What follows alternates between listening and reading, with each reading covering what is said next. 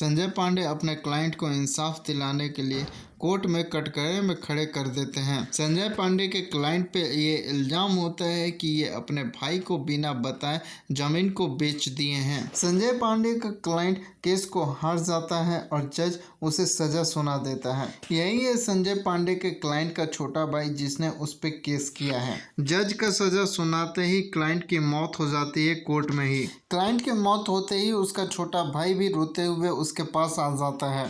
Sanjay Pandey client के छोटे भाई को डांटने लगते हैं और बोलते हैं कि जब तुम्हारा भाई जिंदा था तब तुम्हें दया नहीं आई, और इस तरीके से हो जाता है रिश्तों का बंटवारा। ये है निरहुआ के बड़े भाई जो कि अपने भाइयों का इंतजार कर रहे हैं घर आने का। अब ये आ गए जुबली स्टार निरहुआ जो कि अपने भैया भाभी को स्टेशन लेने गए थे और कार में बैठाकर अब घर ले आए हैं। निरहुआ भाइयों में सबसे छोटे भाई होते हैं। निरहुआ के दोनों भाई अपने बड़े भाई का पैर छूकर आशीर्वाद लेते हैं।